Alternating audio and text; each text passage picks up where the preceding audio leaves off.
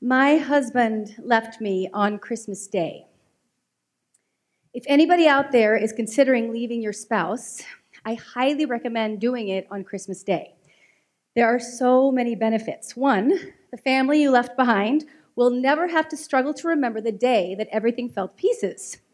And two, your children will forever associate Santa coming down the chimney with mom crying hysterically, curled up on the floor with a bottle of wine clutched to her chest. A beautiful legacy. When I met Marcus, a gorgeous, wealthy, banjo-playing architect wasp, it was clear he was entirely out of my league.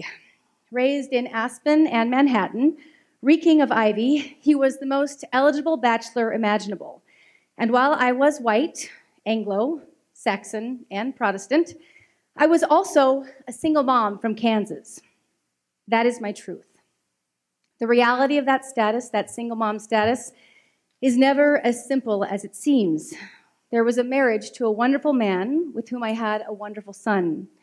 And early in our marriage, my first husband appeared to lose his mind, when in fact he was suffering from a very serious brain tumor that went undiagnosed for almost 2 years. That is another story. The part that matters, the only part, is that today he is alive and healthy, and a wonderful man, and a wonderful father, and my friend. But as far as my second husband was concerned, I was simply a single mom from Kansas. So when ivy-covered Marcus started to pursue me, well, actually when his mother started to pursue me, which apparently is how wealthy wasps do the whole courtship thing, you get vetted by the mother, and then she starts throwing dinner parties and forcing you to sit next to each other, I was overwhelmed by my good fortune. At each of these dinner parties, I would do my try to make them believe you belong in their universe song and dance, and if I performed well enough, I got asked out on another date.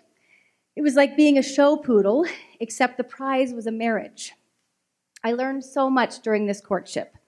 I learned about fine art and fine wine. I learned about socializing with relevant people. I learned that Disneyland, Legoland, public swimming pools, mini golf, and pretty much any activity your children might enjoy were frowned upon. I was eager to impress, and I dutifully poured myself into adjusting my wardrobe and learning all of the lines for my new role. It was the performance of a lifetime, and my Oscar was a very pretty ring and a rapidly approaching wedding. My fiancé and I were flown to New York so we could register at the right places, and we landed at the high design store Moss. I'm not sure if you guys are familiar with this place, but I fondly call it Design Not Within Reach, because it is so ridiculously, outrageously expensive. Marcus trots me down to the China section, points to some plates, and proclaims, "My mother and I picked this pattern for my wedding when I was in my early 20s, and this is what we're going to register for." And I hate it. I mean, I really hate it. It's called étrange vegetation, which is a name far too lovely for a design that looks like the gnarled, bony fingers of a hideous crone reaching out from the plate to steal your soul. I'm serious, Google it, you will agree. And they cost like $1,000 a place setting. I protest meekly, but my unrefined taste is suspect to the future in-laws, so despite my hesitation, we register for étrange vegetation. And when we are married, 6 months later, we receive $12,000 worth of the ugliest effing plates you have ever seen in your life. Now, you may ask, how could I have not seen all the red flags? The fact that his mother had to tell him to fall in love with me, the fact that my entire relationship with him was one long, grueling audition, the fact that he grew up 20 minutes from everybody who ever mattered, the Lauders, the Basses, the Koch brothers, and I grew up 20 minutes from Topeka. If all of that weren't enough, the étrange vegetation really should have set off some kind of alarm. I mean, honestly, what straight 22-year-old guy picks his wedding china with his mother 15 years before he's even met his wife? And why did it have to be so ugly? The marriage lasted 18 months, during which time we have a baby, a boy, so much like his older brother, funny and sweet and smart and completely in love with the world. He and his older brother are instantly best friends. Despite the 7-year age difference, despite having different fathers, despite the chaos they have both endured, they are as close as two humans can be. Every day of that 18-month marriage was an extraordinary challenge, but it was entirely worth it to witness these two boys loving each other and to be a part of this love. Despite everything, a family was emerging, an imperfect, eating blueberries on the kitchen floor way past our bedtime, hiking, road tripping, laughing, dance partying, dog hair on the furniture, quirky family. This family would save me. Which brings us to that infamous Christmas, my second with Marcus and our first with our newborn son. The details are not that important, other than that he wasn't in love with me, had never really been in love with me, and definitely was in love with somebody else. On Christmas Eve, as we are trimming the tree and hanging stockings by the chimney with care, I stumble upon a bunch of emails that reveal this other love and confirm that there's nothing I can do to stop the momentum towards this person. This is not a good moment. This is a really crap, awful, heinous, unforgettable moment. Nevertheless, it's the night before Christmas, and Christmas has to happen, so Christmas happens. We survive the morning, we struggle through the afternoon, and by evening, Marcus declares that he wants a divorce and has already retained an attorney and drawn up a separation agreement. One of my favorite oxymorons.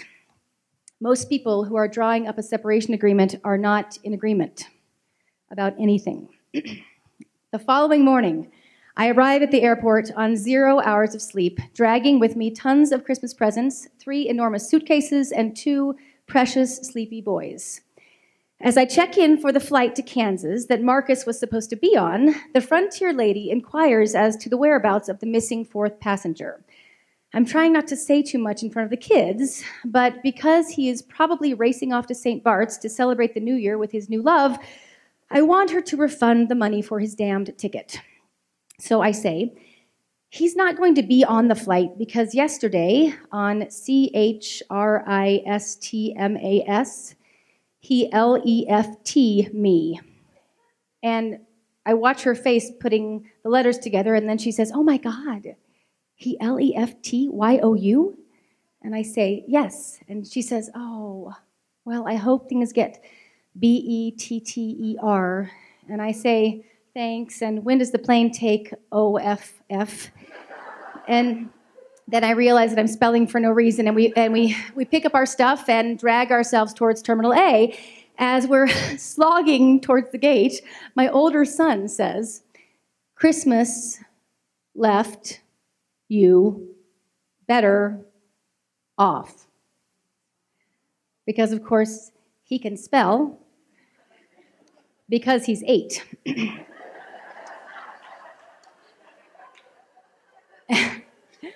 And I'm thinking, thank God I didn't spell, my husband is a hateful MOTHERF, you get the idea. Or there's no such thing as SANTA. But mostly I'm thinking about what he just said. Christmas left you better off. And I am laughing, that pathetic lump in your throat, absurdity-filled laugh where the only thing you can do with your undeniable wretchedness is mock it. And I'm thinking, oh, my sweet boy, less true words never have been spoken. I am 40 years old. I'm standing in the airport in my pajamas with dirty hair and puffy eyes, holding the hands of the sweetest boys in the world whom I have failed utterly by not being able to save yet another marriage. I'm on the verge of a big legal battle with one of the richest, most powerful families in Colorado, and I'm on my way home to share this happy news with my parents, who are incredibly cool, but would definitely like me to get my act together so they can finally stop worrying about their youngest daughter. And the 3 of us sit down on our bags in silence, the boys watching tears stream down my face. But how prescient are the words of children. 5 years have passed, and my son was right. So right. That Christmas left me and us far better off. I get to be me now, the me that appreciates fine wine, mini golf, The Economist, People Magazine, Chuck Close, dive bars, Prada, and Sports Center. A muddled, messy mix of high and lowbrow, without apology. I hate being divorced. If I had the opportunity to change that, I would rewrite my history in an instant. But at least my children get to know who I really am. They don't have to spend their lives watching me audition for a role I'm never going to get. We're free to just be together, full of love. And that's enough. That is as it should be. Thank you.